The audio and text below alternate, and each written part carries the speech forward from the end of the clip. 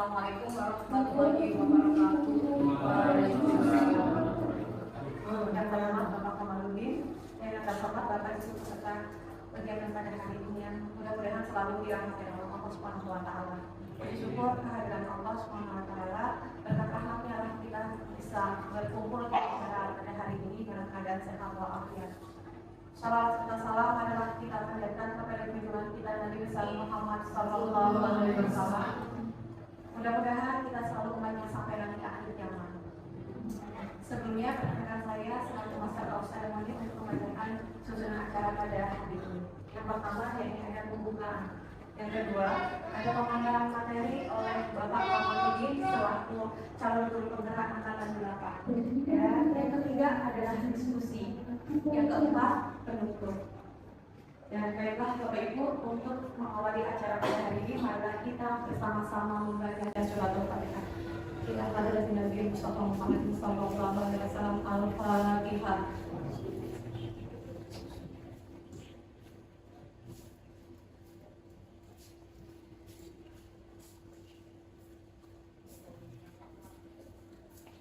Amin. Selanjutnya, yakni pemaparan materi oleh Bapak Kamaludin. Dari yang dipersilakan.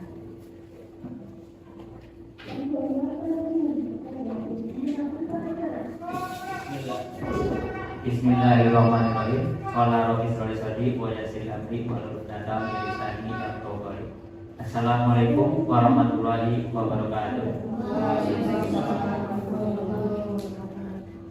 Sebelumnya terima kasih kepada Ibu Pak Ibu selaku Master of Ceremony. Yang terhormat Bapak Ibu, rekan-rekan sejawat Taman Satu Suku Putri. Syukur alhamdulillah pada hari ini kita bisa bertatap muka dalam satu kegiatan, yaitu diseminasi daripada tugas aksi nyata modul 1.4, yaitu budaya positif. Karena itu saya mengucapkan terima kasih kepada Bapak Ibu, rekan-rekan sejawat sudah meluangkan waktunya untuk bisa hadir di kegiatan diseminasi tugas aksi nyata modul 1.4 budaya positif ini. Bapak Ibu yang saya hormati, adapun yang akan saya sampaikan pada kegiatan diseminasi ini adalah konsep materi daripada budaya positif. Oleh karena itu, izinkan saya sebelumnya untuk berdiri untuk menyampaikan konsep daripada materi tentang budaya positif ini. Izin Bapak Ibu ya. Nah, yang pertama dalam kaitannya dengan budaya positif adalah disiplin positif. Bapak Ibu, mungkin bukan hal yang aneh kalau kita mendengar kata disiplin, dimana kalau kata disiplin itu sudah menjadi kalimat ataupun kata yang biasa kita pergunakan sehari-hari, terutama untuk bagaimana kita membentuk budaya positif. Pertanyaannya adalah apa sih itu disiplin? Di sini dikatakan bahwa dalam budaya kita makna kata disiplin dimaknai sebagai menjadi sesuatu yang dilakukan seseorang kepada orang lain untuk mendapatkan kepatuhan. Kita cenderung menghubungkan kata disiplin dengan ketidaknyamanan. Artinya di sini bahwa disiplin itu menginginkan orang untuk patuh terhadap apa yang dikatakan oleh orang lain, sehingga akan muncullah perasaan tidak nyaman terhadap orang yang didisiplinkan tadi. Tapi kita lihat ada pendapat daripada Bapak Pendidikan kita, yaitu Ki Hajar Dewantara, yang menyatakan bahwa di mana ada kemerdekaan, disitulah harus ada disiplin yang kuat. Sungguh pun disiplin itu bersifat self disiplin, yaitu kita sendiri yang mewajibkan kita dengan sekeras-kerasnya, tetapi itu sama saja. Sebab jikalau kita tidak cakap melakukan self disiplin, wajiblah penguasa lain mendisiplinkan diri kita. Dan peraturan demikian itulah yang ada di dalam suasana yang merdeka. Artinya bahwa di sini kedisiplinan itu harusnya timbul dalam diri sendiri terlebih dahulu. Tetapi kalau misalkan dalam dirinya tidak ada keinginan untuk disiplin, maka ada kewajiban dari pihak luar untuk mendisiplinkan. Dalam hal ini kita lihat ada peraturan demikian yang harus ada dalam suasana yang mereka. Artinya kembali bahwa disiplin itu harus bermula dari dalam diri kita sendiri. Ketika kita tidak mampu untuk set disiplin tadi, maka ada kewajiban dari pihak lain, biasanya pihak penguasa yang punya kewajiban untuk melakukan disiplin tersebut. Itu berkaitan dengan disiplin. Kalau ibu nanti kalau ada yang ditanyakan sambil jalan boleh ya. Oke, berikutnya adalah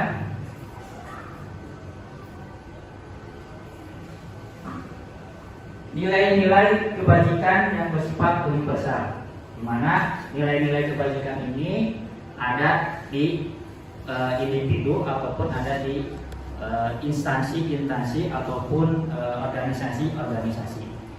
Ada beberapa sumber referensi Bapak Ibu berkaitan dengan nilai-nilai kebajikan universal ini. Tetapi saya mengambil satu, yaitu sumber referensinya dari profil pelajar Pancasila.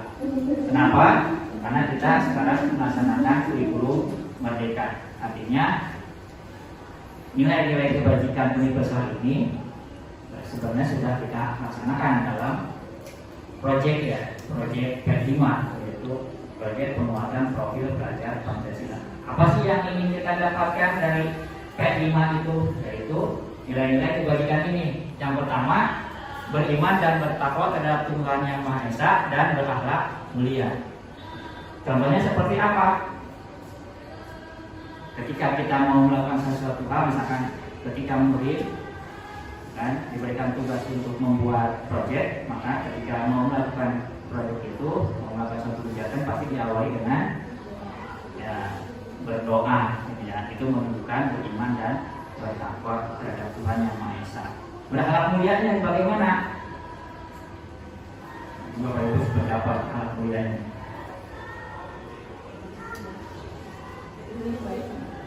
Attitude-nya baik, sopan, tidak mengganggu jam pelajaran. Ya, yakin Bapak Ibu sebenarnya menemukan anak-anak atau murid-murid yang berakhlak mulia ini, ya, dalam kehidupan sehari-hari di lingkungan sekolah. Berikutnya adalah berkebinekaan global. Artinya murid itu anak itu harus memahami keragaman yang ada di dalam lingkungan sekolah, khususnya keragaman setidaknya di lingkungan kelas. Saling menghargai satu sama lain, perbedaan-perbedaan atau keberagaman daripada murid satu dengan murid yang lain. Ya, toleransi secara sederhananya. Berikutnya adalah mandiri.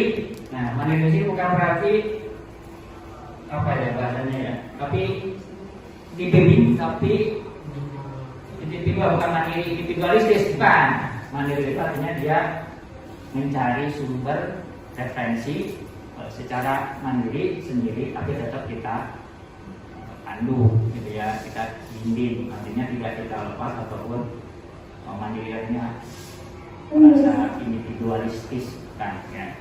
Kan untuk P5 biasanya kan kita seperti itu ya, hanya memberikan arahan-arahan garis besar, nanti muridnya sendiri nanti akan mencari sumber referensi dari berbagai macam sumber informasi yang lain. Kemudian yang keempat adalah gotong royong. Gotong royong biasanya berkaitan dengan kerjasama. Ini bisa terlihat murid terkadang gotong royongnya hanya mengandalkan satu temannya, yang kadang kita temui. Sementara yang lain hanya ikut berpartisipasi pasif. Nah, di sini yang kita inginkan adalah dari nilai kebajikan adalah gotong royong, berarti kerjasamanya. Kita tidak bisa lihat kalau ditanya, kadang-kadang kan anak atau murid saling menutupi gitu ya. Kerja semua nggak pegang, bersama satu dua orang. Gitu. Yang diinginkan adalah gotong royong ataupun kerjasamanya. Kemudian berikutnya adalah kreatif. Nah ini Bapak Ibu juga saya yakin sudah bisa menemukan anak-anak kita dan murid-murid yang kreatif. Dalam hal kemarin juga ada panen karya bagaimana anak-anak kita bisa kreatif dalam menghasilkan suatu produk dari makanan ataupun tari-tarian ya. Untuk kreatifnya luar biasa, totalitas dan legalitasnya luar biasa. Berikutnya adalah bernalar kritis, artinya tidak mudah untuk menerima informasi dan tidak mudah juga untuk menyampaikan informasi yang belum tentu kebenarannya. Jadi harus di cross check terlebih dahulu. Benar kritis bukan berarti dia kritik ya, bukan. Ya.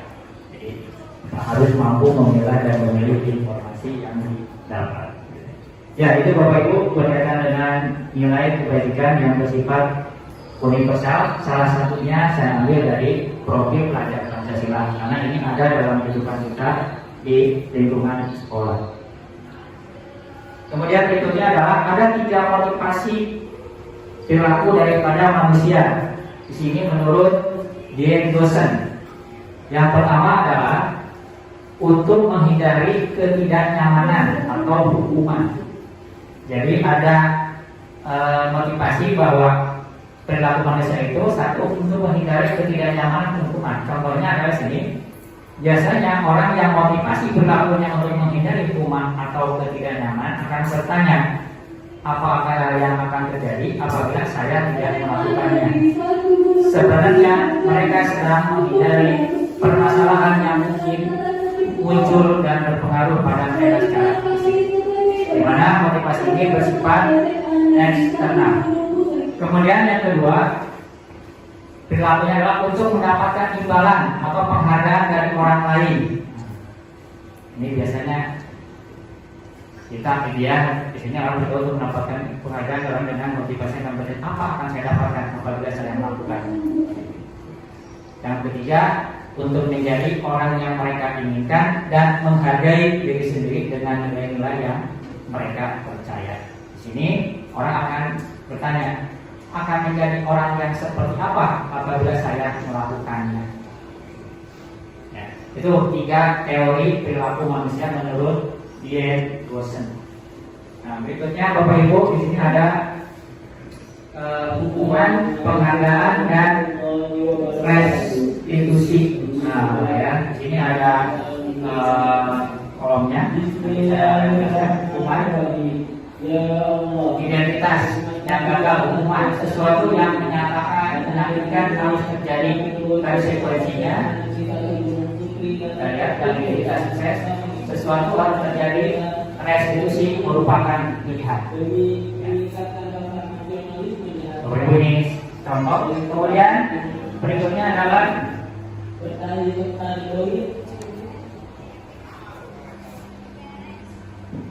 Assalamualaikum warahmatullahi.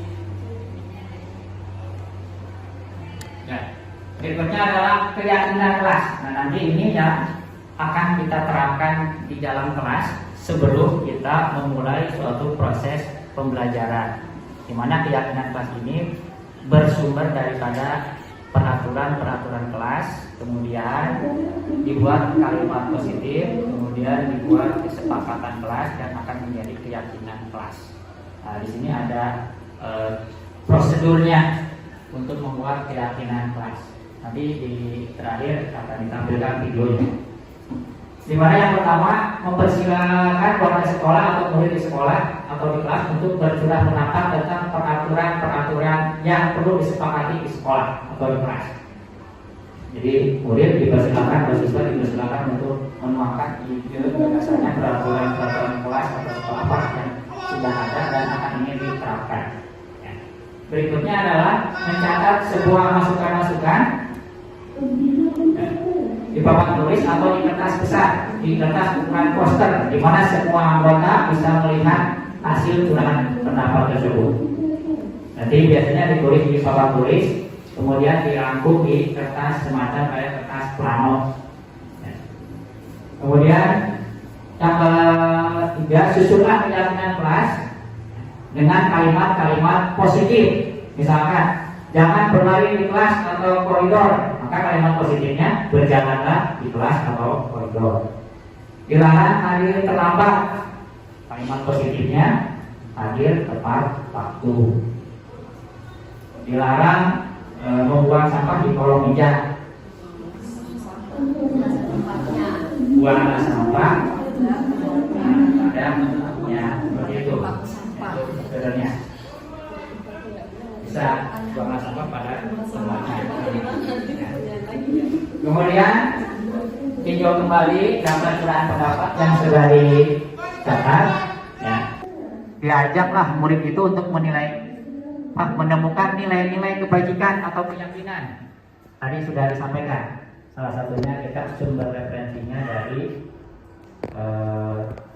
profil pelajar Pancasila. Ya, itu. Jadi nanti misalkan tadi contoh berjalanlah di kelas atau koridor, berarti nilai kebajikannya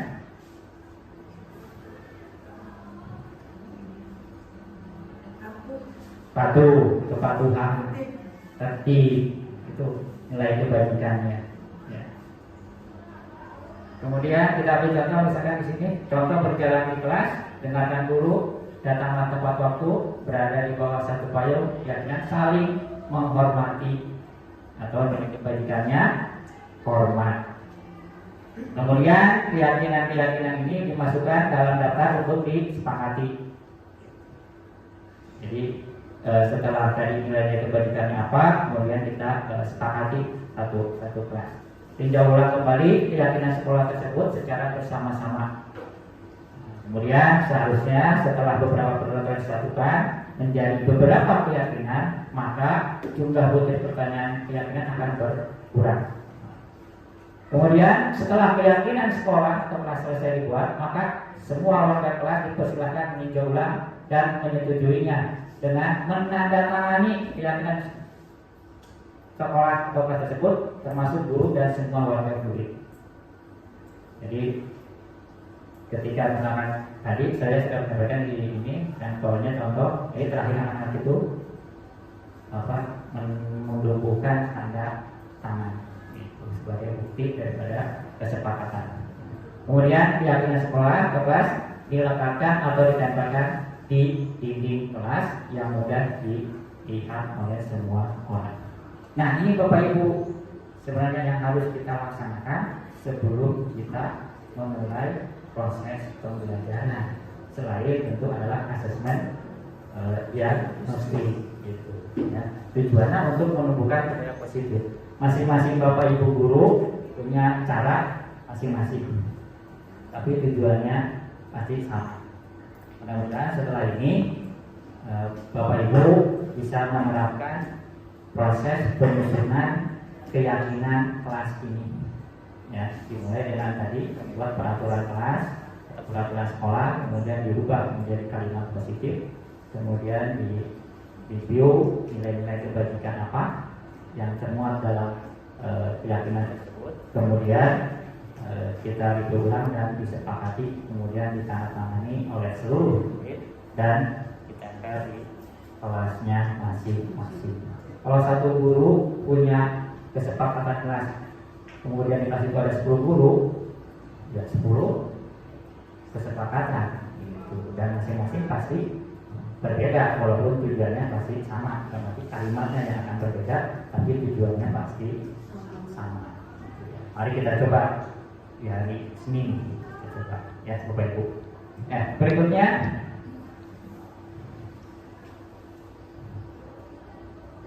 ya, keyakinan kelas ini nanti akan masuk ke teori tabel X. Ya. Contoh misalkan sini tabel X-nya itu apa? Hormat. Ya, ini nilai kebajikannya hormat. Hormat dalam seperti apa? Akan tampak seperti datang tepat waktu, menyapa teman dan guru setiap hari, mengembalikan barang teman yang telah dipinjam dan mengucapkan terima kasih. Nah, di antara ini terlihat kan? Gitu. Kalau ini dilakukan oleh murid, berarti itu tampak, artinya terlihat. Orangnya ada gitu. Ya, ketika dia mengucapkan terima kasih atau izin, ya orangnya ada dan suaranya juga ada. Nah, di sebelahnya adalah tidak tampak, berarti murid itu sering hadir terlambat. Ketika di absen berarti kan tidak ada di tempat, makanya tidak tampak. Kemudian tak acuh kepada teman dan guru. Kemudian tidak mengembalikan barang yang telah dipinjam dan meletakkan secara sembarangan. Itu. Nah, di antara ini Bapak Ibu ada yang menemukan tidak? Silakan berbagi di kelasnya. Yang tampak atau yang tak tampak? Ya, silakan Bapak Ibu, kita diskusi dulu. Ada yang mau ngasih pengalaman Bapak Ibu?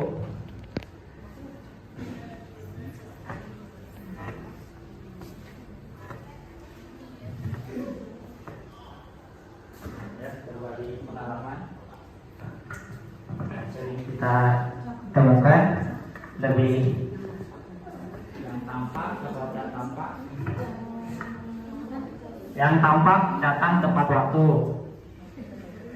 kemudian menyapa teman dan guru setiap hari, mengembalikan barang temannya yang telah dipinjam dan mengucapkan terima kasih. Kemudian kalau tidak tampak, sering hadir terlambat, tak acuh kepada teman dan guru, tidak mengembalikan barang yang telah dipinjam dan meletakkan sembarangan. Itu nilai kebajikannya hormat. Ada yang mau berbagi pengalaman, Bapak Ibu? Ya, silakan. Ya, ya. Oke. Ya, oke.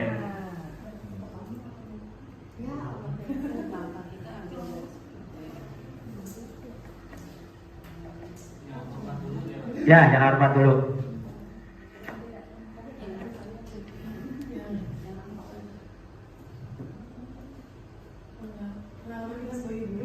Ya, menemukan tidak? Yang mana yang sering kita temukan di antara tiga aja dulu ini, yang nilainya hot. Ya. Ya. Ya, yang nilai kebajikannya hormat. Mohon izin Bapak menyampaikan sedikit pengalaman terkait dengan nilai kebajikan hormat ya. Ya, hormat. Yang nampak dan tidak nampak. Pertama, datang tepat waktu, tidak nampak, sering hadir, terlambat. Sebetulnya memang semua contoh di sini ya. Saya akan contohkan yang kedua kali ya, pengalaman saya di kelas selama mengajar, menyapa teman dan guru setiap hari, kemudian tak acuh kepada teman dan guru, tidak tampak seperti, maksudnya gimana? Tidak tampak seperti? Ya, berarti ketika yang lain menyapa teman dia enggak. Oh, ya, ada. Tidak, ya, ada pengalaman setiap kelas pasti saja ada. Ya. Pengalaman saya selama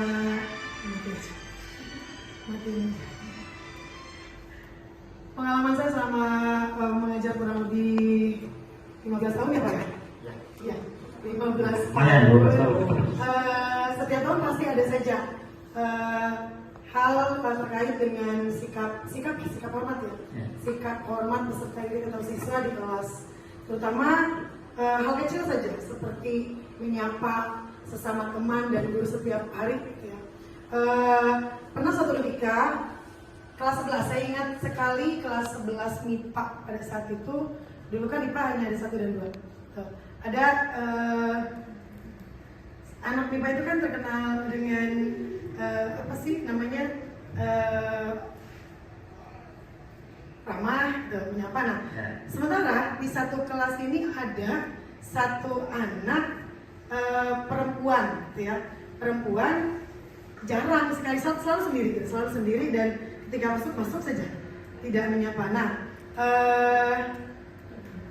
dia tidak acuh terhadap guru sih, kalau teman mungkin saya tidak tahu ya. Yang jelas saya abai saja dengan anak ini. Ternyata dia ada di kelas yang saya ajar gitu. Dan hal itu juga berimbas pada tugas-tugas kelompok. Ketika tugas kelompok, karena satu ketika kelompok drama, ya saya kan guru bahasa Indonesia. Karena memang anak ini merasa acuh ya, tidak terlalu dekat dengan teman-temannya. Satu ketika dibagi tugas kelompok drama, ada orang tua yang menelpon, bahkan guru yang merasa dekat dengan si anak ini, guru agama pada saat itu. Nangis-nangis katanya saya tidak dapat kelompok drama di kelas ibu gitu ya, anak saya. Saya relasikan ya banyak. Saya selalu menjelaskan kepada orang tua bahwasanya memang keseharian putri ibu di kelas pun sama gitu. Karena memang kesehariannya si anak ini merasa tidak terlalu kalau saya bilang merasa bisa sendiri mungkin ya Pak ya, dan dia juga cukup pandai. Nah pada akhirnya ketika tugas kelompok, ketika tugas kelompok, dia teman-temannya tidak ada yang menunjuk, yang support, sampai pada akhirnya satu temannya datang, ya sudah Bu dengan kelompok saya saja. Saya rasa penting ya terkait sikap hormat kepada siapapun, tidak hanya teman, apalagi guru gitu ya. Karena dari situ saya ya ternyata memang ada korelasi antara sikap anak di kelas dengan kedepannya gitu ya, dengan tindak lanjut yang yang akan dihadapinya di hari-hari kedepannya, terutama untuk tugas-tugas yang sifatnya kelompok. Itu saja Pak Kamal ya, sharing atau pengalaman yang bisa saya bagikan kepada teman-teman. Dan ini perempuan ya, pada saat itu perempuan anak IPA pula gitu ya, yang dikenal kelas itu kelas yang paling anak yang memang nilai-nilainya bagus, ketua OSIS RPK di kelas itu ya. Sekian, terima kasih. Assalamualaikum warahmatullahi wabarakatuh. Waalaikumsalam warahmatullahi wabarakatuh. Berikan tepuk tangan dulu untuk ya. Terima kasih kepada Bu Nani yang telah berbagi pengalamannya terkait dengan nilai kebajikan yang Bu Nani mengalaminya ya. Ceritanya luar biasa. Kalau dari ceritanya tadi saya justru menangkapnya malah langsung 3 nilai kebajikan. Nilai hormat, sini jalan taat kepada teman gurunya, kemudian untuk bekerjanya dia tidak mengenal guru atau acuh tak acuh terhadap tugasnya, dan terakhir kan tadi ialah masuk dengan kelompok saya, berarti kan rasa diterima dan dimiliki. Jadi mantap dari makanya. Jadi langsung 3 nilai kebajikan dalam satu cerita. Ya, luar biasa. Ya, Bapak Ibu ada lagi yang mau bercerita? Ya, silakan Pak Didi pakai ini. Mohon izin Pak Kamal, Bapak Ibu ya. Saya sudah 2 kali pertemuan di setiap kelas ya, selama pelajaran baru. Nah, ada satu momen di setiap kelas yang saya masuki, itu pertemuan pertama saya ingin melakukan tes diagnostik gitu ya. Caranya adalah penilaian diri dan penilaian antar teman. Kalau nggak salah di kelas Jihan juga ya, diceritain ya. Nah, di situ saya memang karena jujur untuk di kelas 12 ini saya tidak mengajar di kelas 10 dan kelas 11. Jadi tiba-tiba ngajar di kelas 12 seperti guru baru gitu ya. Baru mengenal siswa seperti di kelas 10, maka pertama kali yang saya lakukan adalah saya harus mengenal siswanya gitu ya. Nah, yang mungkin terkait dengan hormat. Kenapa? Ketika saya belum memulai pembelajaran, biasa tuh kalau misalnya kita baru masuk kan ada aja di kelas tuh 1, 2, atau 3 orang tidak ada di tempat dengan alasan ke toilet lah, kemana lah gitu, punya aktivitas di luar kelas. Tiba-tiba saya masuk, saya sudah duduk, karena memang interaksi pertama gitu ya, tidak saya apa-apain, tidak saya tegur gitu ya. Memang belum kenal juga gitu ya. Tiba-tiba ada beberapa siswa yang tadi di luar, rata-rata cowok sih. Nah, dia masuk aja, langsung duduk. Tidak melihat saya sebesar itu di depan gitu ya. Udah gitu dengan penampilan yang benar-benar dari toilet gitu, lupa masukin baju mungkin ya. ke kamar kecil. Nah di situ, nah setelah itu saya langsung masuk ke pembelajaran. Yang pertama yang saya lakukan adalah saya membawa mereka untuk mengenal dirinya sendiri. Ibaratnya berterima kasih pada dirinya sendiri, mengenal dirinya sendiri. Sampai saat ini udah apa yang telah dilakukan harus direnungkan, muhasabah ibaratnya gitu. Nah di situ saya dapat banyak informasi dari anak-anak, ya. Misalnya waktu kecil dia ceritanya apa, ketika kelas 12 belum tersampaikan karena ada urusan keluarga, ada macam-macam alasannya. Kemudian momen kedua, karena aktivitas di kelas itu sudah dilakukan selama hampir 3 tahun, saya ngecek ada kekompakan nggak nih di kelas ini, gitu ya. Maka saya arahkan ke anak-anak untuk memilih 1 atau 2 sahabatnya yang paling berperan dalam hidupnya selama selama belajar di SMA 1 Gunung Putri. Ternyata khusus di satu kelas, kemarin dia di satu kelas, ternyata ketika itu ditampilkan, disebutkan namanya, ternyata banyak teman-teman yang tidak menyangka, ya, tidak menyangka dalam arti selama ini apa yang dilakukan oleh temannya itu ternyata berharga bagi teman yang lain, begitu. Sampai dengan emosional, dengan keluar air mata, gitu ya, mengucapkan terima kasih kepada teman-temannya. Jadi memang kalau saya lihat di anak-anak ya, khususnya di kelas 12 itu memang berkurangnya koordinasi, berkurangnya kolaborasi, ya, mungkin karena sibuk dengan gadgetnya kali ya. Jadi mengabaikan orang lain sampai dia lupa bahwasanya orang lain itu berharga buat dia, gitu. Itu sih yang saya ambil kesimpulan. Makanya untuk saya sendiri masukan bagaimana caranya kegiatan pembelajaran di kelas itu harus mengefektifkan kerjasama, gitu ya. Jadi tidak terpaku dengan pemanfaatan teknologi. Itu mungkin pengalaman yang bisa saya sampaikan. Terima kasih. Assalamualaikum warahmatullahi wabarakatuh.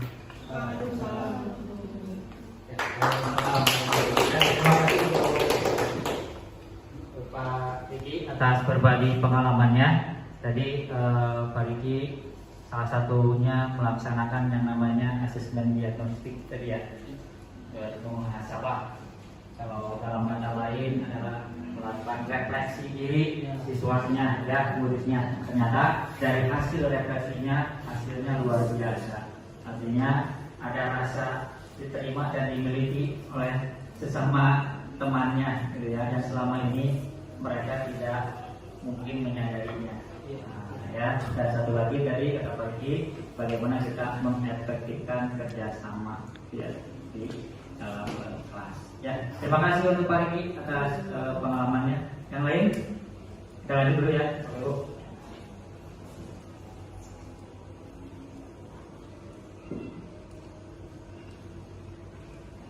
Ini kalau tabel Y, kalau tadi tabel X. Nah, ini bentuknya beda ya, Bapak Ibu. Kalau yang terdengar seperti apa? Yuk saya bantu. Kita bisa selesaikan ini bersama. Terima, tolong ya, permisi. Boleh saya pinjam? Nanti akan saya segera kembalikan. Ini kalimat ini mungkin nggak asing ya, sering terlontar dari murid. Gitu. Karena kita tidak terlalu sadar gitu ya, tapi ini betul-betul sering terdengar terlontar oleh murid. Kalau yang terlihatnya seperti apa? Berempati terhadap perasaan orang lain. Nah, kemarin saya membuat kesepakatan kelas, salah satunya peraturan tidak boleh baperan. Kalau baperan kan tergantung kondisi psikologisnya ya. Kita tidak bisa menyuruh orang untuk tidak baperan ya. Tapi kan setidaknya tidak berempati terhadap perasaan orang lain. Gitu. Berarti dia bagus itu dia punya empati, gitu ya. Kemudian memegang barang dari orang lain hanya dengan izinnya. Tadi ya, minta izin terlebih dahulu. Seperti ke perpustakaan ya, izin dulu nggak Bu? Iya, izin. Nah, berarti itu yang terlihat. Siapa? Ibu mendengarkan, dia meminta izin. Kemudian mendengarkan dengan sesama. Nah ini murid kita ketika kita dalam proses pembelajaran mendengarkan atau tidak? Karena ada jangan terpaku dengan gadgetnya ya. Kemudian senantiasa berbuat baik dan berbagi. ini kan kita sering kalau ada kejadian yang menimpa orang tua atau keluarga dari murid kan kita berbagi ya, kemudian berbuat baik, itu kan terlihat itu saat MPK melakukan pengumpulan dana sosial, itu kan terlihat ya. Kemudian untuk yang berperilaku, Bapak Ibu lihat apakah murid kita seperti ini, tersenyum ramah. Ini tadi saya ngajar jam terakhir luar biasa di 12 IPS 2, ternyata anaknya apa? Masih semangat, luar biasa tadi. Saya sebelum di sini saya kaget, luar biasa. Kelas 12 jam terakhir masih ketika di absen masih senyum, masih ketawa, luar biasa.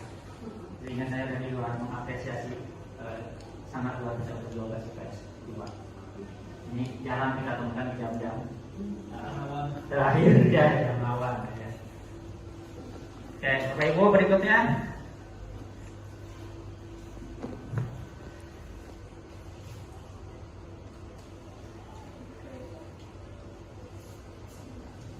Ini udah. Nah. Kalau yang tadi ada yang mau berbagi, sering ini mendengar ini, yang mana nih Bapak Ibu yang lebih banyak, yang terdengar, terlihat atau berperilaku, atau tiga-tiganya? Bisa nggak tiga-tiganya? Ya, bisa ya. Kalau kemudian boleh saya pinjam, berarti kan di sini ya, memegang barang milik orang lain dengan izinnya, kan gitu. Ya. Perilakunya berarti kan ramah, berikan salam hormat, kan gitu. Ya. Maka dalam satu tindakan bisa saja ada 3 nilai kebajikan yang bisa ditampilkan oleh seorang murid. Ya. Oke, Bapak Ibu, kita lanjut ke 5 dasar kebutuhan manusia. Yang pertama adalah kebutuhan akan bertahan hidup. Nah, kita semua pastilah bertahan untuk hidup dengan cara apa yang kita lakukan sekarang. Ya. Kemudian rasa sayang dan diterima. Ya. Kemudian yang ketiga pemuasaan. Yang keempat adalah kebebasan, dan yang kelima adalah tentu kita kesenangan kita, ya, hobi. Nah, ini 5 dasar daripada kebutuhan manusia. Ini ada yang tanpa kita sadari, mungkin kalau pikir ya, kalau nonton kita ya kadang-kadang ketika ada murid siswa yang melakukan suatu menurut kita tindakannya melanggar ataupun tidak sesuai aturan, nah kita ambil posisi apa nih? Nah, di sini ada 5 posisi guru ya, atau 5 posisi guru. Yang pertama penghukum. Ini posisi kita, penghukum. Seorang penghukum bisa menggunakan hukuman fisik maupun verbal. Orang-orang yang menjalankan posisi penghukum akan senantiasa mengatakan bahwa sekolah memerlukan sistem atau alat yang dapat lebih menekankan murid-murid lebih dalam lagi. Guru yang menjalankan posisi penghukum biasanya akan berkata, patuhi aturan saya. Kemudian, kamu selalu saja salah. Selalu pasti selalu yang terakhir, selesai. Nah, kita cara yang ini bukan? Nah, kita lihat. Nanti Bapak Ibu bisa merefleksikan diri ya. Yang mana nih di antara 5? Berikutnya,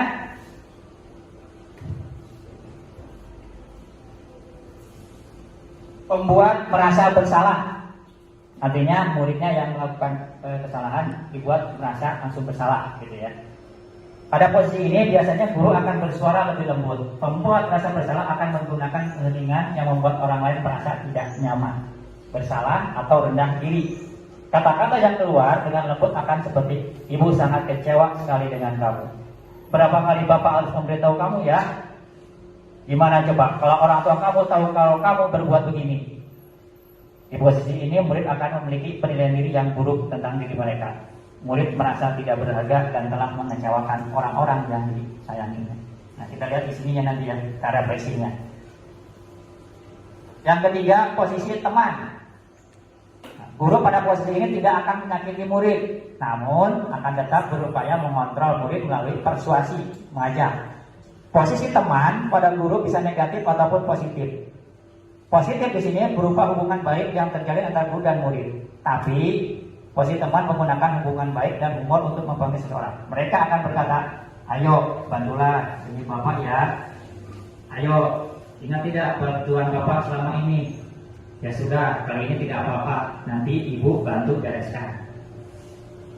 Hal negatif dari posisi teman adalah bahwa bila suatu saat guru tersebut tidak membantu murid, maka murid akan kecewa dan berkata, saya pikir bapak ibu teman saya. Ya, karena terbiasa dibantu, ketika suatu saat tidak dibantu, murid itu akan kecewa. Karena kita memposisikan diri sebagai teman. Berikutnya adalah pemantau. Pemantau berarti mengawasi. Pada saat kita mengawasi, kita bertanggung jawab atas perilaku orang-orang yang kita awasi. Posisi pemantau berdasarkan pada peraturan-peraturan dan konsekuensi. Dengan menggunakan sanksi atau konsekuensi, kita dapat memisahkan hubungan pribadi kita dengan murid. Sebagai seorang yang menjalankan posisi pemantau, pertanyaan yang akan diajukan adalah peraturannya apa? Apa yang telah kamu lakukan? Sanksi atau konsekuensinya apa? Seorang pemantau sangat mengandalkan penghitungan, catatan, dan data. Nah ini yang sempat kemarin saja untuk yang terlambat. Dengan data yang dapat digunakan sebagai bukti atas perilaku seseorang. Posisinya akan menggunakan stiker, slip, catatan, daftar cek. Posisi pemantau sendiri berawal dari teori stimulus respon yang menunjukkan tanggung jawab guru dalam mengontrol murid. Stimulus ketika anak terlambat, kita responnya gimana kan gitu ya. Terakhir adalah manajer. Posisi terakhir manajer. Posisi di mana guru berbuat sesuatu bersama dengan murid, mempersilahkan murid, mempertanggungjawabkan perilakunya, mendukung murid agar dapat menemukan solusi atas permasalahannya sendiri. Seorang manajer telah memiliki keterampilan di posisi teman maupun pemantau, dan dengan demikian bisa jadi waktu tertentu kembali kepada kedua posisi tersebut bila diperlukan. Pertanyaannya adalah apa yang kita yakini? Kembali kepada keyakinan atau kesepakatan kelas.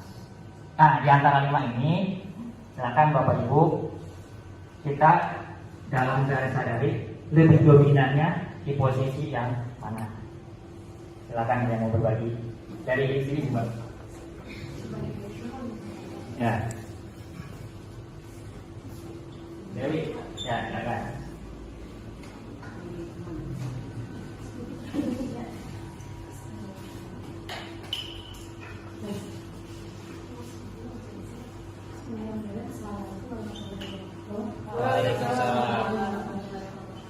Ini mau berbagi yang untuk merasa bersalah tadi Kak.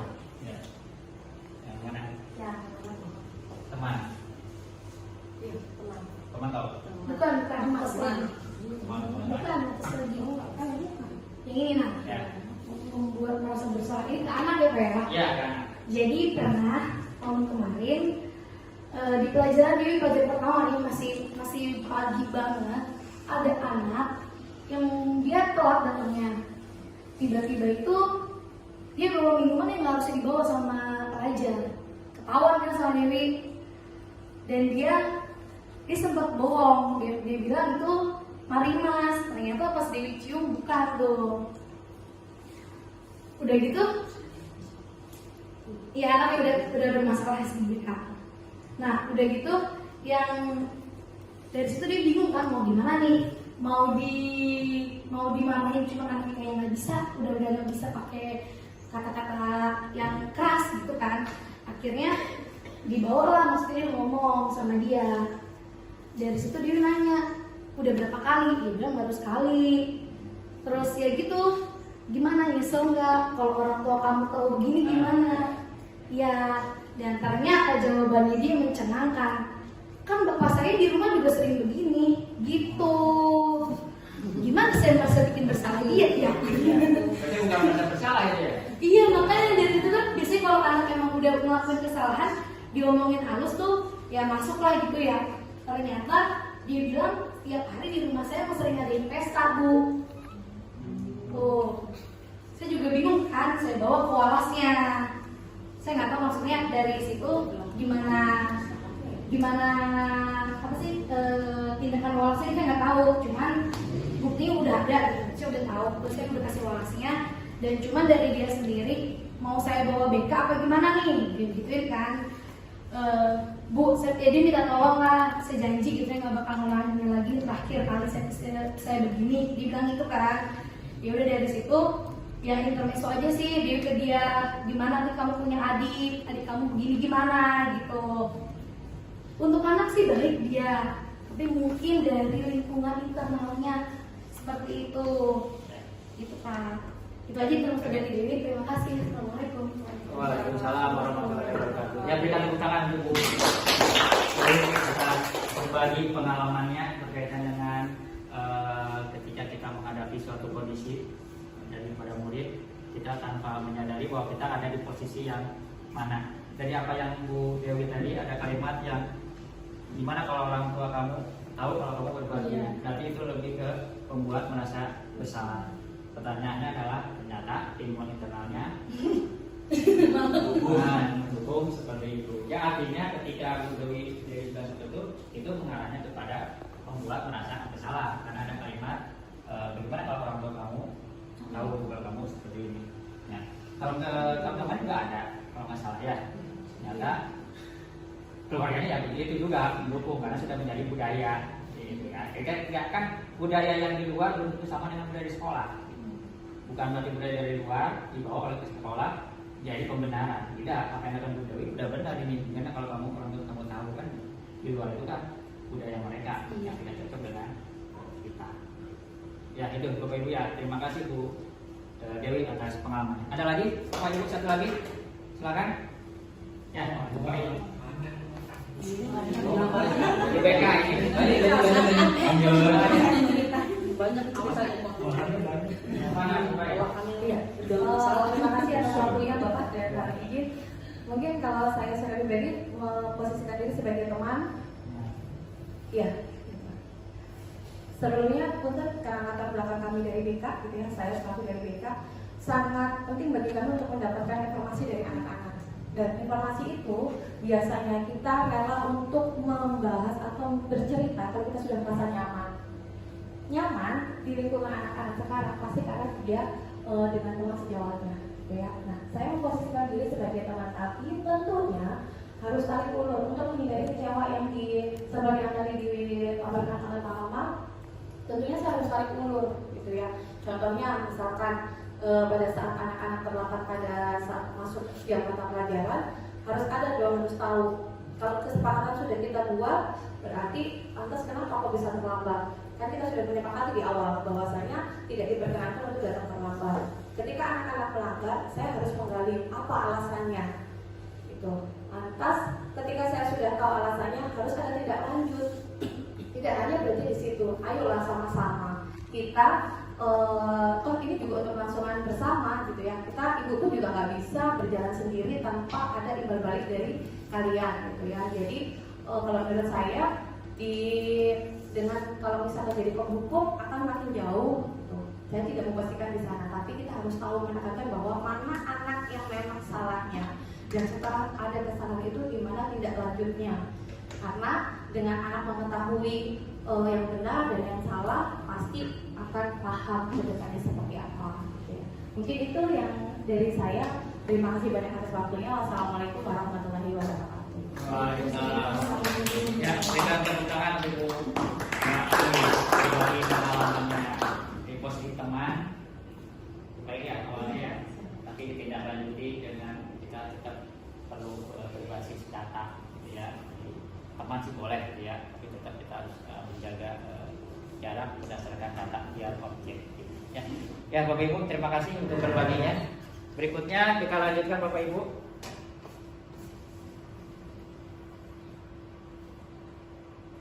Ini udah kita lihat segitiga restitusi Bapak Ibu. Di sini ada 3 tahapan ketika kita melakukan suatu kondisi bagaimana murid ya. Tadi kita mengambil posisi ada 5. Jadi penghukum, kemudian membuat merasa bersalah, kemudian pemantau, kemudian teman dan manajer. Nah, di sini ada pendekatan segitiga restitusi, Bapak Ibu.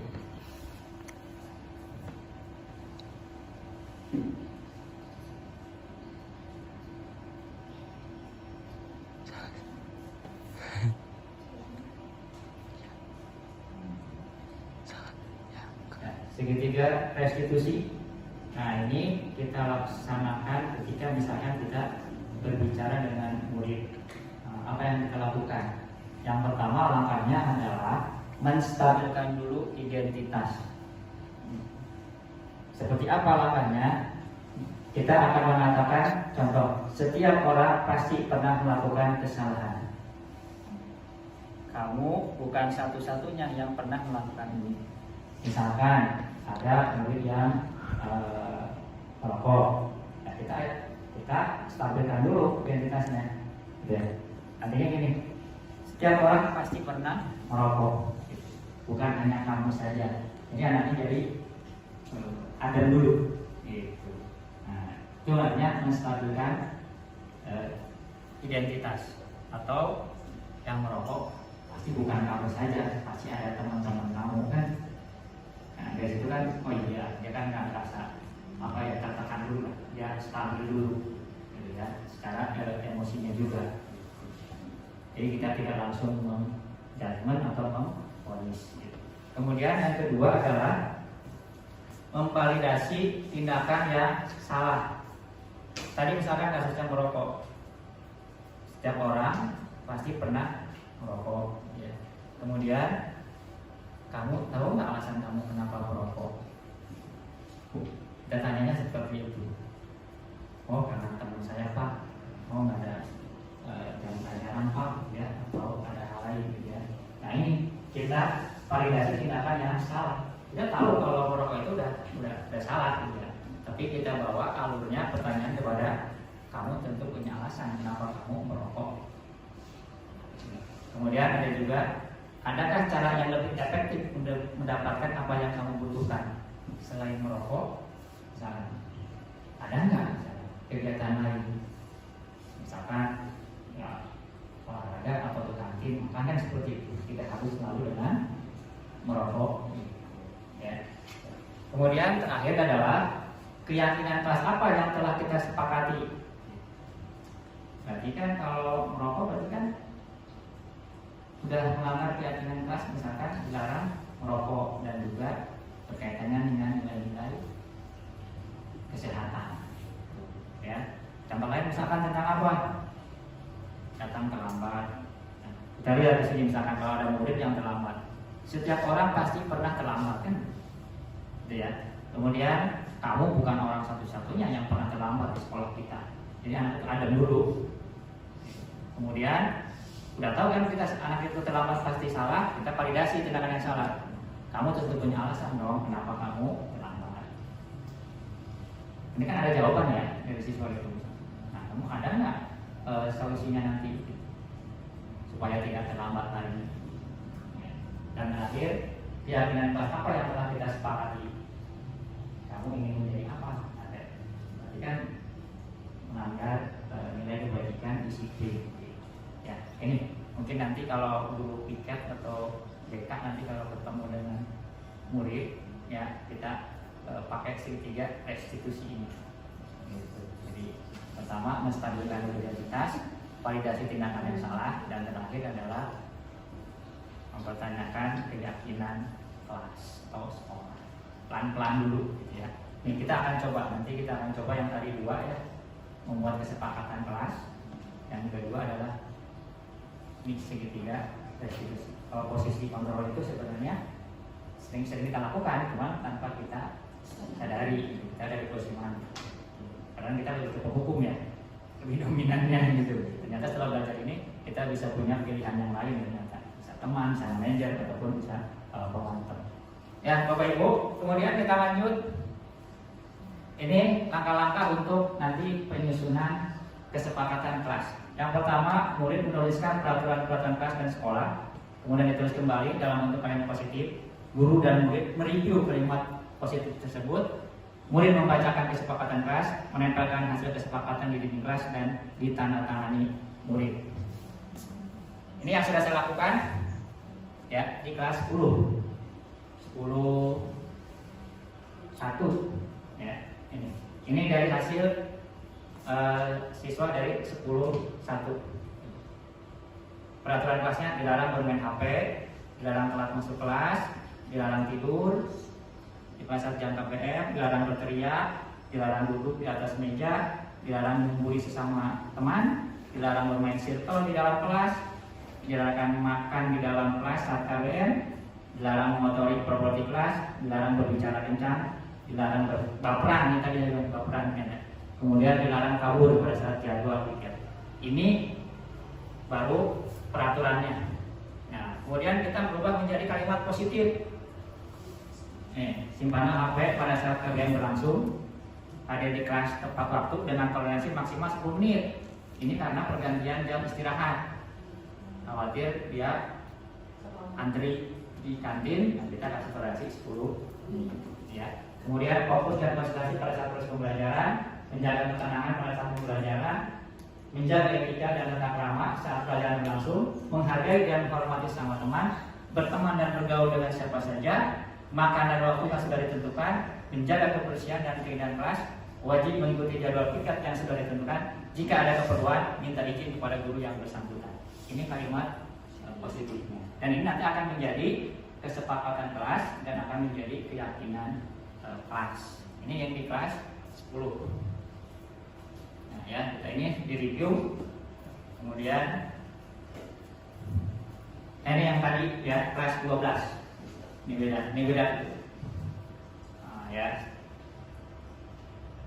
Susunannya tetap sama di peraturan kelas dulu. 1, tidak boleh membuang sampah sembarangan, tidak boleh membawa rokok atau obat terlarang, tidak boleh membawa make up ke sekolah, tidak boleh membawa senjata tajam, mengumpulkan tugas tepat waktu, atribut sekolah harus lengkap, datang ke sekolah tepat waktu, tidak boleh membuat keributan, tidak memakai seragam selain seragam sekolah, dan tidak boleh membawa minuman keras. Ini peraturannya.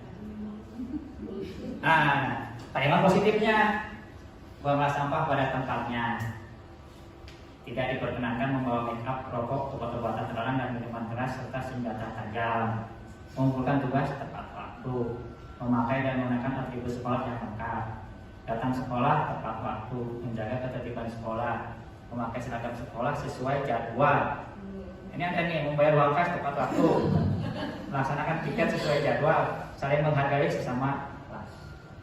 Ini kalimat positifnya. Nah, di kalimat positif itu di review, ya, di review terakhir nanti hasilnya akan menjadi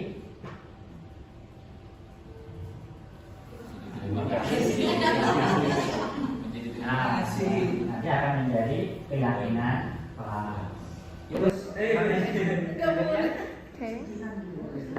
Bukan lu. Mana ada di 12 PS5 sisa. Ya. Terus lagi.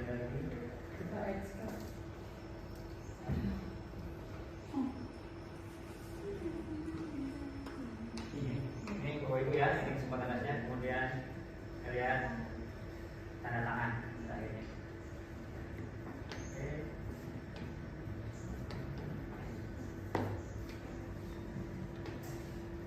Ini sudah. Ya.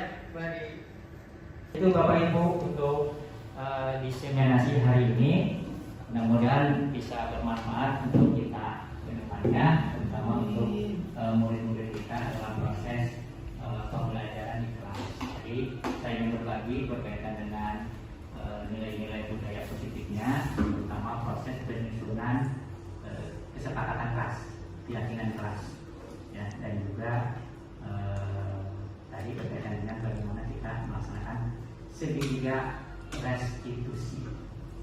Ya, yakin semua ini sudah pernah kita lakukan, tapi karena kita belum tahu konsepnya, kita tidak belum sampai sejauh itu. Tapi setelah hari ini, mari kita sama-sama nanti perlahan-lahan menerapkan, mengimplementasikan daripada budaya positif ini. Tujuannya tentu ikhlas supaya kelasnya kondusif dan tertib, apalagi kalau kita berbicara di lingkungan sekolah.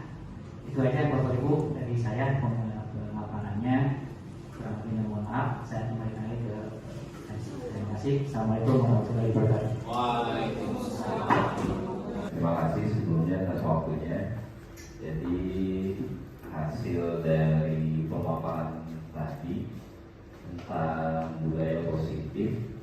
Jadi jadi lebih tahu, dalam melaksanakan atau merencanakan peraturan kelas atau kesepakatan kelas gitu. Awalnya kan hanya sebatas tahu untuk membuat kesepakatan kelas tanpa merubahnya menjadi kalimat positif ya, menjadi kalimat positif gitu. Jadi setelah tadi mengikuti diseminasi ini ternyata alangkah lebih baiknya setelah kita membuat kesepakatan kelas itu tidak hanya sebatas kesepakatan yang dibuat terus kemudian ditempel atau dipajang, tapi alangkah lebih baiknya kesepakatan kelas itu kata-katanya dirubah ataupun ditambahkan agar bisa lebih positif gitu. Jadi menyampaikan ke siswanya juga lebih enak. Mungkin itu saja dari saya.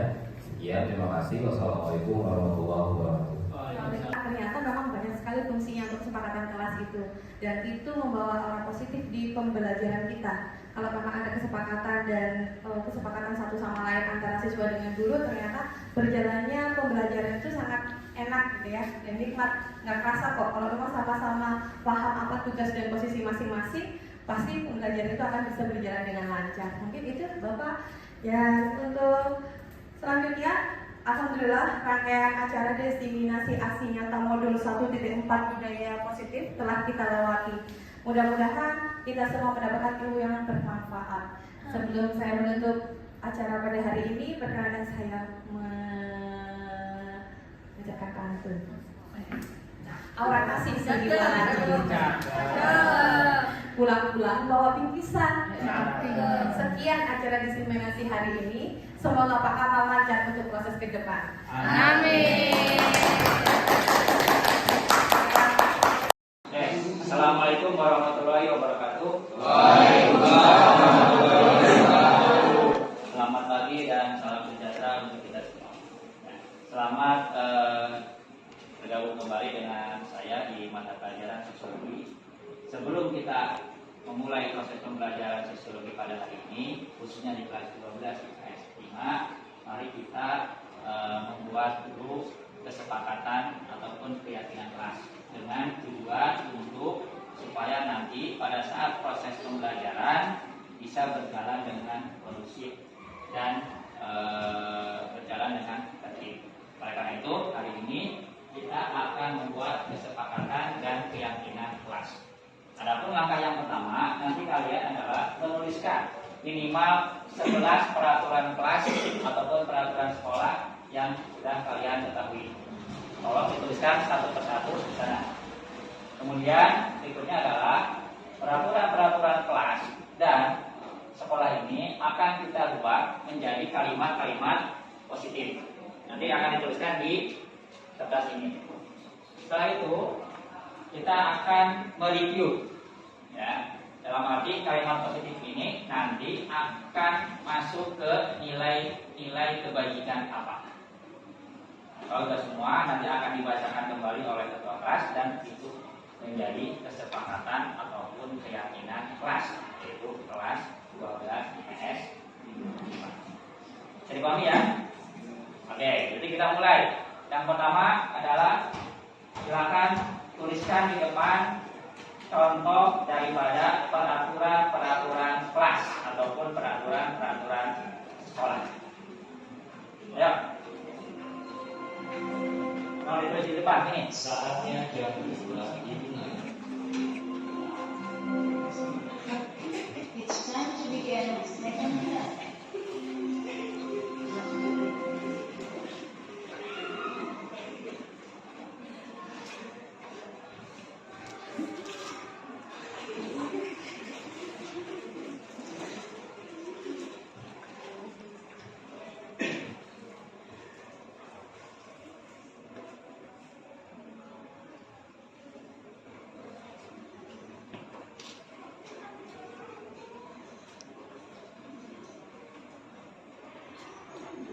Oke, terima kasih. Berikutnya, nomor 1, tidak boleh membuang sampah sembarangan.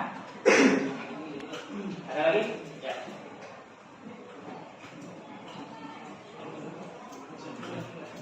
Yang lain, tolong disiapkan biar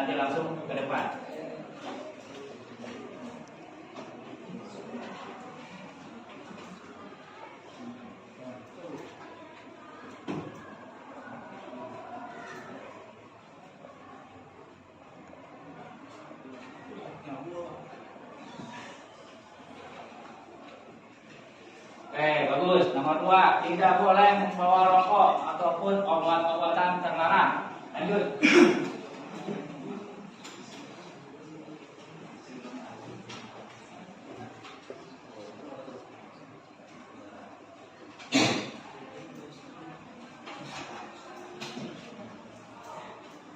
Yang lain disiapkan ya.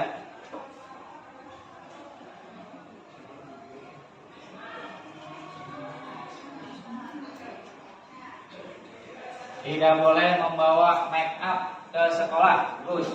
Lanjut. Ya.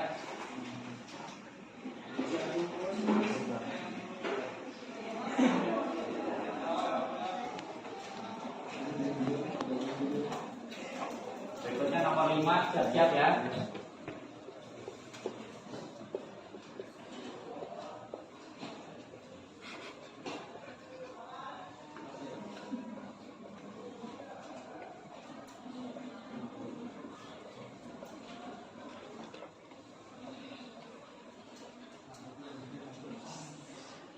Ya, bagus. Nomor 4, tidak boleh membawa senjata tajam. Yang lain? Lanjut, nomor 5.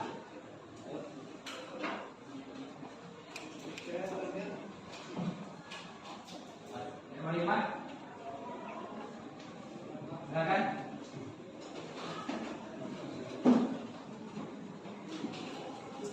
Siapa nomor 6?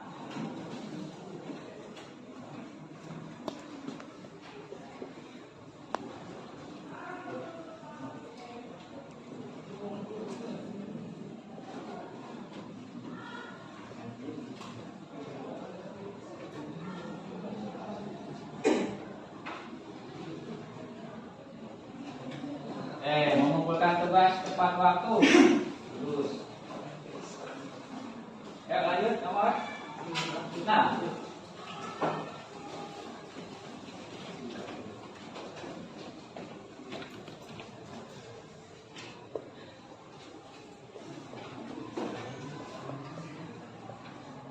Nomor 7 siap-siap ya. 7 sudah, 8.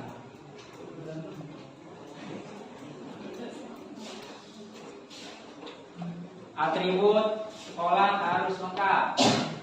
Terus beda-beda.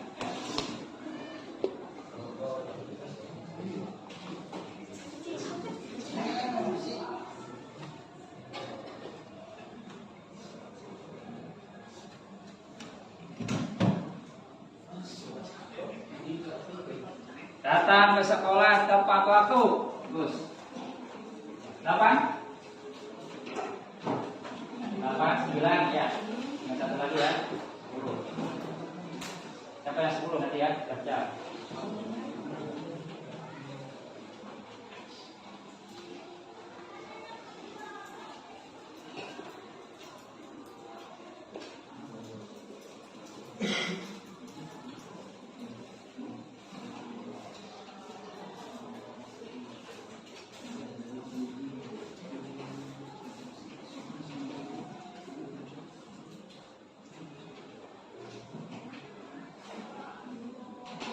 Iya, 8. Bagus. Tidak boleh membuat keributan. Mungkin khususnya di sekolah ya, atau di kelas. Oke, 9, 10 ya. Ya. Oke.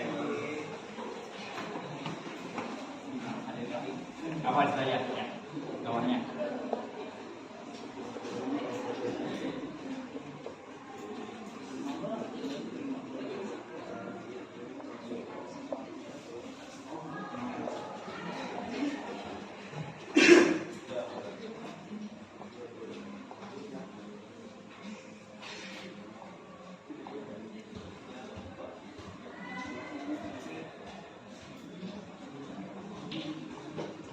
Ya, tidak memakai pakaian lain selain seragam sekolah. Ini masih ada kaitannya dengan atribut ya.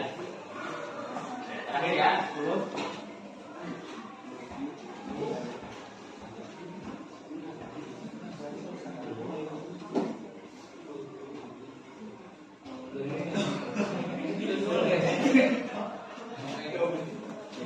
Ya, boleh membawa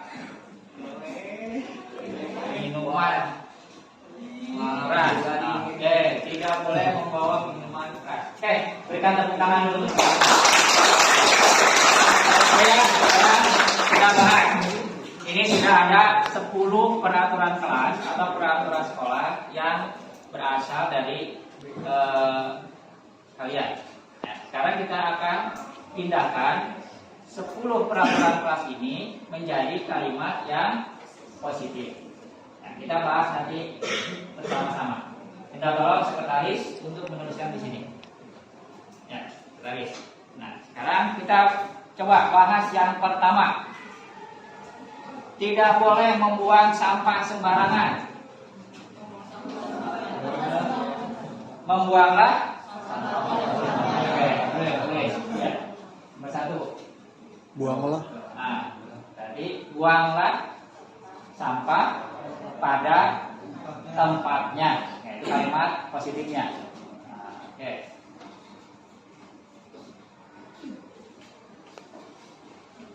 Kita lihat nomor 2. Tidak boleh membawa make up ke sekolah.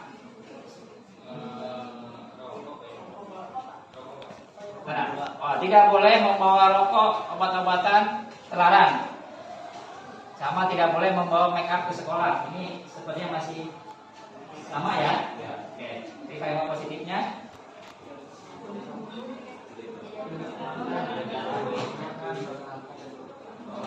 Ayo. Tidak diperkenankan. Ya, bagus tuh. Tidak diperkenankan membawa make up, rokok, dan obat-obatan terlarang. Dan di sini senjata tajam dan minuman keras. Nyambung ya. Jadi tidak diperkenankan membawa rokok atau obat-obatan terlarang, make up, senjata tajam dan minuman keras. Sekarang kita lihat. Tampil dulu kita lihat nomor 5. Mengumpulkan tugas tepat waktu. Kalimat positifnya.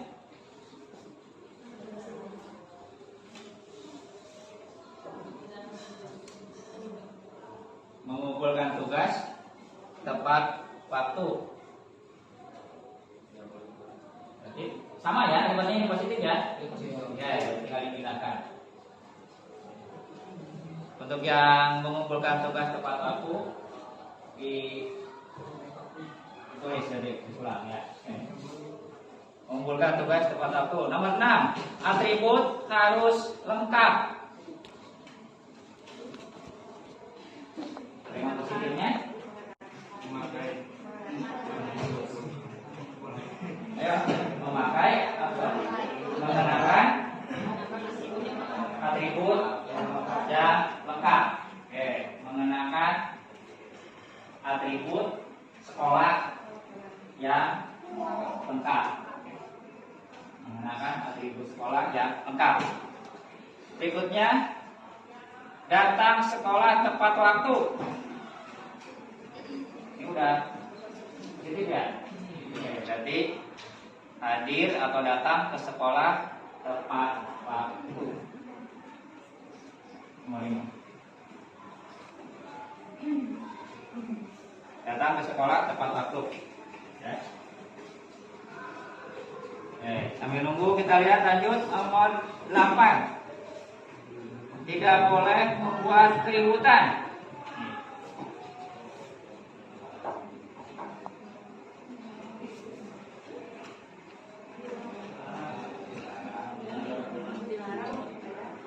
Kalimat positifnya kalau dilarang kan masih konotasinya negatif. Menjaga ketertiban dan kenyamanan sekolah. Oke. Lanjut, tidak memakai pakaian selain seragam sekolah. Memakai seragam sekolah sesuai jadwal. Oke. Memakai seragam sekolah sesuai jadwal. Ini ada 7 ya dari 10. Kalau kalian mau tambahkan lagi 3 boleh. Misalkan tentang apa? Di kelas, uang kas, boleh. Tiket, mau tambahkan lagi.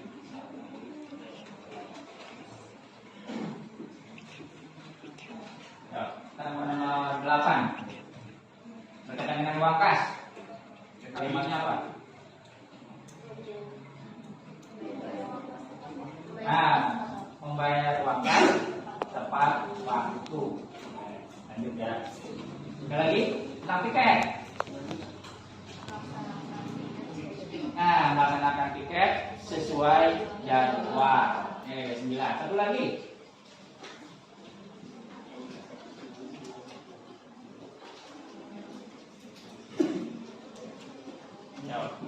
Masih dengan tiket atau melaksanakan tugas tepat waktu sudah ya? Tadi udah bayar uang kas tepat waktu, kemudian membayar apa? Menjaga melaksanakan tiket. Satu lagi.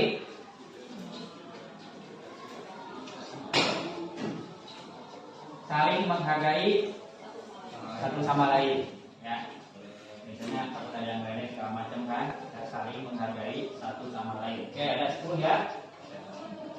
Terakhir, saling menghargai sesama teman satu kelas. Oke, kita sekarang sudah membuat kalimat positifnya. Nah, sekarang kita akan mereview satu persatu, termasuk nanti masuknya ke nilai kebajikan apa, gitu ya. Kita sepakati bersama. Oke, udah. Sekarang kita tolong ketua kelasnya, gantian. Oke. Kita akan kasih ya, kembali lagi ke tempat dulu. Kita akan mereview ya, sekaligus mengambil nilai-nilai kebajikannya apa. Silakan dibacakan nomor 1 sampai nomor 10. Yang pertama, buanglah sampah pada tempatnya. Ya, itu nilai kebajikan apa? 15 ya. Oke, bagus. Lanjut. Yang kedua, tidak diperkenankan membawa rokok, senjata tajam, dan minuman keras. Ya. Nilai kebajikannya nilai kesehatan. Yang ketiga, mengumpulkan tugas tepat waktu. Kedisiplinan. Yang keempat, mengenakan atribut sekolah lengkap. Kerapihan bisa, ya kan? Kedisiplinan juga bisa. Yang kelima, datang ke sekolah tepat waktu. Nah, Yang keenam, menjaga ketertiban.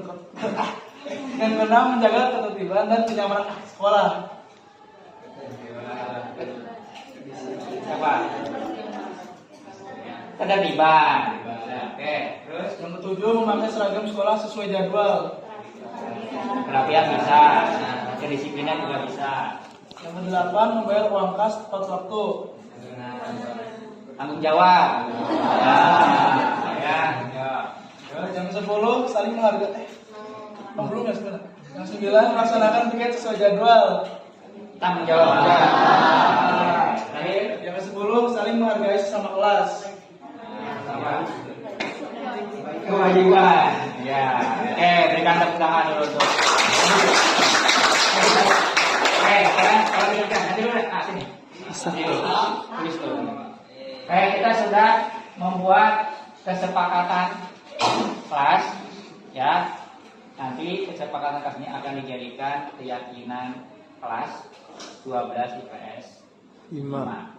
Dan nanti akan bermuatannya kepada terwujudnya budaya positif, khususnya di 12 IPS 5 dan SMA Negeri 1 Gunung Putri. Oke, sekali lagi ya, berikan tepuk tangan untuk kelas 12. Terakhir, silakan wakili tanda tangan dulu. Ya. Kemudian sekretaris pengurus saja 5 orang. Pakai nama apa? Ya, itu saja. Sekretaris, nanti wakil, bendahara, tanda tangan. Ya, udah. Oke.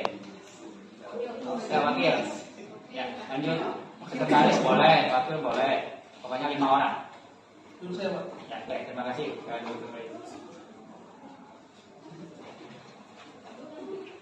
Lagi?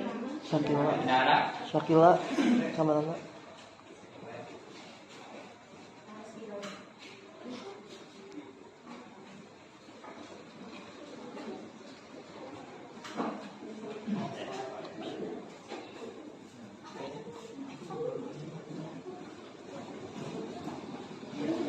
Ya, udah semua ya? Satu lagi. Ayo.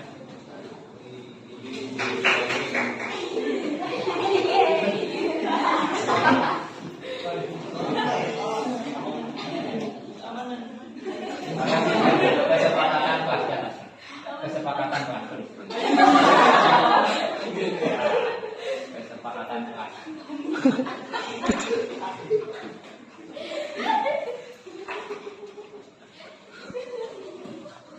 Silakan duduk kembali. Oke ya, berarti hari ini kita sudah melaksanakan proses penyusunan daripada kesepakatan kelas, di mana kesepakatan kelas ini akan menjadi keyakinan kelas 12 IPS 5, sehingga nanti akan menunjukkan ataupun mewujudkan yang namanya budaya positif. Oke, terima kasih. Assalamualaikum warahmatullahi wabarakatuh. Kita tepuk tangan dulu untuk bukan.